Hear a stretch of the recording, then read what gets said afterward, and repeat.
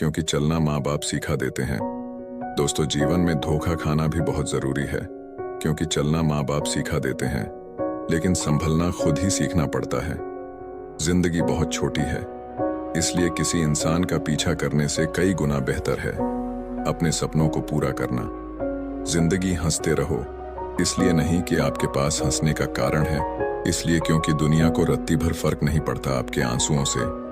चील की ऊंची उड़ान देखकर चिड़िया कभी डिप्रेशन में नहीं आती, मगर इंसान की ऊंची उड़ान देखकर इंसान खुद बहुत जल्दी डिप्रेशन में आ जाते हैं।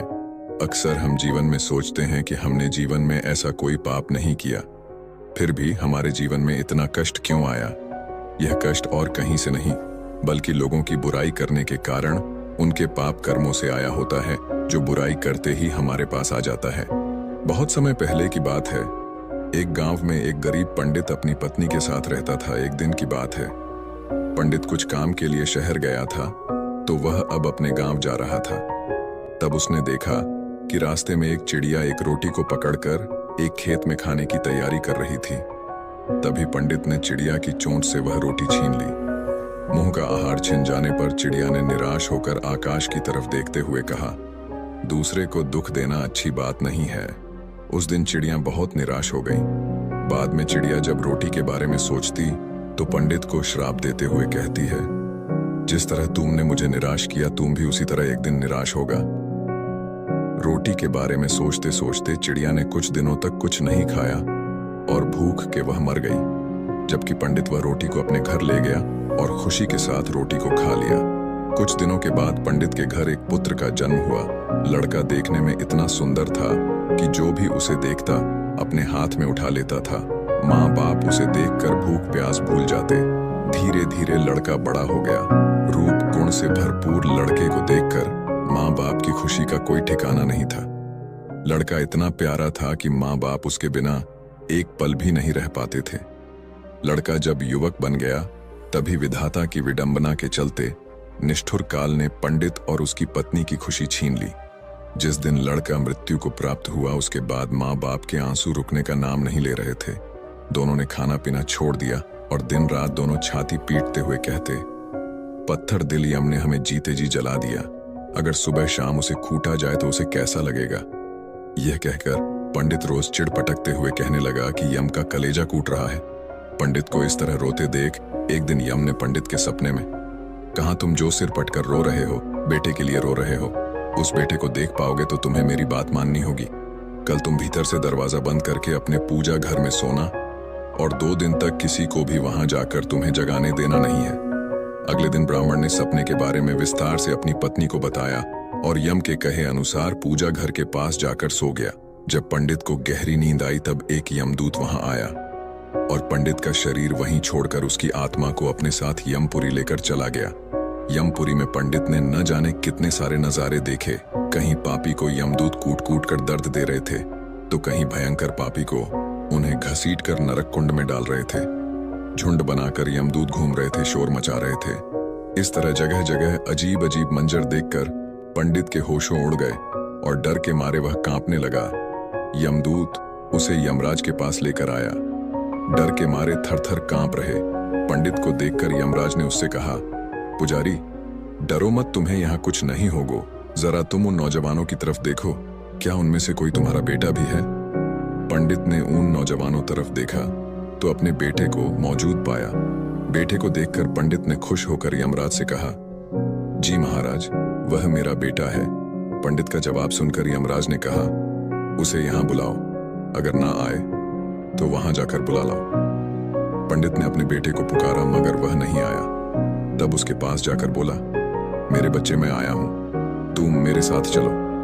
पंडित ने 2-3 बार इस तरह कहा, मगर बेटे ने उसकी तरफ देखा ही नहीं।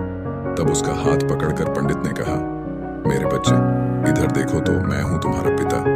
यह सुनकर बेटे ने बाप की तरफ देखकर चिल्लाकर कहा, तुम मुझे बेटा क्यों कह रहे हो?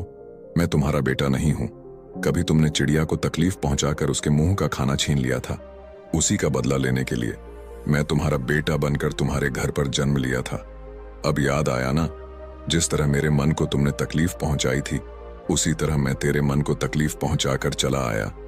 बेटे का जवाब सुनकर पंडित निराश हो गया और यमराज के पास उदास होकर बोला, वह मेरा बेटा नहीं है। पंडित की बात सुनकर यमराज ने उससे कहा, तुम लोग बेवजह मुझे कोस रहे थे, अब पता चल गया ना किसका कसूर था। इतना कहकर यमराज ने दूत को इशारा किया और दूत पंडित की आत्मा लेकर तुरंत उसके पूजा घर में पहुंच गया। पंडित के शरीर में उसकी आत्मा डालकर यमदूत चला गया। पंडित जागते ही उसकी पत्नी को सपने का सारा हाल बता दिया और उसके बाद पंडित और उसकी पत्नी ने दिवंगत बेटे की याद में आंसू बहाना बंद कर दिया। किसी को बुरा बोलना, चुगली करना, बुराई करना, जलन व ईर्ष्या का भाव रखना, यह सब आपकी तरक्की व खुशियों को रोक देते हैं, आपके जीवन में गहरा प्रभाव डालते हैं। कर्म एक ऐसी जगह है जहां हमें उसे बुलाने की जरूरत नहीं पड़ती। हमने जो पकाया होता है हमें वही मिलता है। कर्म आखिरकार सामने आता है, जैसा बोओगे वैसा ही काटोगे, जल्द ही या बाद में। एक गांव में 2 कुत्ते रहते थे। दोनों आपस में गहरे और अच्छे मित्र थे। साथ साथ रहते और साथ सोते थे। उनमें से एक कुत्ता का काला था तो उसका नाम कालू था। दूसरा कुत्ता लाल था तो उसका नाम लालू था। एक दिन दोनों कुत्तों ने तीर्थ यात्रा करने की सोची, किंतु वे रास्ता नहीं जानते थे। दोनों ने निश्चय किया कि यात्रा शुरू तो करें, रास्ता तो अपने आप निकल आएगा। एक दिन वह दोनों एक साथ तीर्थ यात्रा पर निकल दिए। चलते चलते उन्हें एक गांव दिखा। काफी रात भी हो गई थी तो वह दोनों एक पेड़ के नीचे सो गए। थके होने के कारण उन्हें नींद आ गई। सुबह होने पर फिर अपनी यात्रा पर निकल पड़े। एक गांव पार किया। दूसरे गांव के पास पहुंचने पर उन्हें भूख लगी। वहां उन्हें 4-5 चूहे दिखाई दिए। लालू की पूंछ खड़ी हो गई। वह कालू से कहता है, क्यों गंडक जी, आप फरमाओ तो मैं इन 3-4 चूहों की चटनी बना डालूं।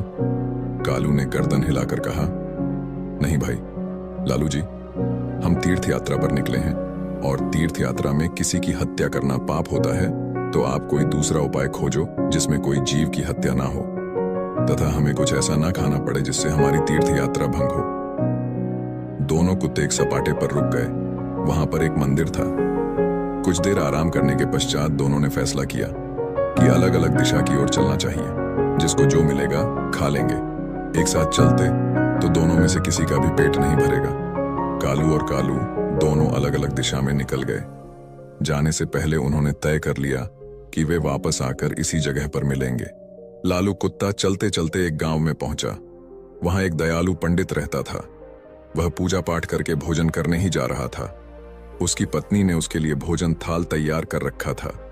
पंडित ने भोजन को भोग लगाया ही था कि लालू कुत्ते ने झट से उसकी थाली में मुंह डाल दिया तथा एक रोटी उठाकर वहां से भाग गया और पंडित ने ईश्वर का नाम लिया और हाथ धोकर उठ गया। पंडित ने अपनी पत्नी से कहा, बेचारे ये गंडक जी भी कितने भूखे हैं, सो आप ये भोजन की थाली इन्हें ही खिला दीजिए। पंडित की पत्नी गुस्सा होकर बोली, आप ये क्या कह रहे हैं? इस गंडक जी को ये थाली, इसमें कितने अलग अलग पकवान हैं, 2 तरह की सब्जी, अचार, दही, खीर, पूरी। पंडित दया भाव से बोला, तुम ठीक कहती हो, पर ये भी भूखे हैं। आप तो ये थाली इन्हें ही दे दीजिए। सोच लो कि ये थाली इनके ही भाग्य में लिखी थी। इसके पश्चात पंडित ने लालू कुत्ते को खूब पेट भरकर भोजन करवाया। लालू ने उसे खूब दुआएं दी। उधर कालू कुत्ता एक किसान के यहाँ पहुंचा।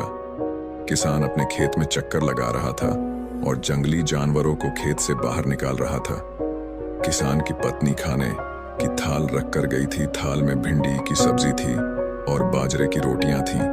खेत का काम पूरा करके वह थाल खोलकर खाना खाने को तैयार हुआ ही था कि कालू ने तुरंत ही उसके भोजन में मुंह डाला और थोड़ी सी रोटी का टुकड़ा तोड़कर भागा।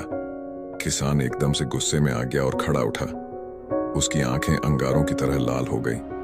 उसने अपनी लाठी उठाई गाली देते हुए। उसने लाठी से इतनी जोर से वार किया कि कुत्ते की कमर टूट गई। वह पीड़ा से चिल्लाने लगा। कमर टूट जाने के कारण वह भाग ही नहीं सकता था। इसी बीच उसकी कमर में 3-4 लाठियां और पड़ गई। कुत्ता अधमरा हो गया। उसका साथी लालू चौराहे पर खा पीकर आराम कर रहा था। वह खड़े होकर अपने साथी का इंतजार कर रहा था। उसका साथी उसे कहीं भी नजर नहीं आ रहा था। लाचार और उदास होकर वह चौराहे पर बैठ गया। थोड़ी देर बाद उसे कालू अपनी तरफ नजर आते हुए खुश हो गया। वह जल्दी से उसकी ओर भागा। उसकी टूटी हुई कमर देखकर वह बहुत दुखी हुआ और पूछने लगा, भाई तुम्हारे साथ ऐसी दुर्दशा किसने किया? कौन पापी है जिसने एक रोटी के लिए तुम्हारी कमर ही तोड़ डाली? कालू की आंखें भर आईं। उसने पीड़ा से कहते हुए सारी बात सुनाई।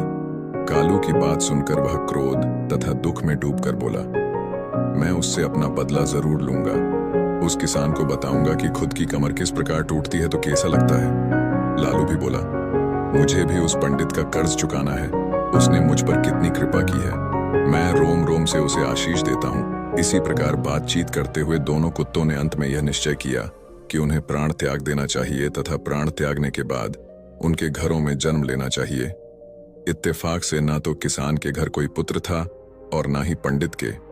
दोनों कुत्तों ने मंदिर आगे जाकर अपने प्राण त्याग दिए। एक ही पल में दोनों मृत्यु को प्राप्त हो गए। कुछ समय पश्चात कालू ने किसान के घर जन्म लिया।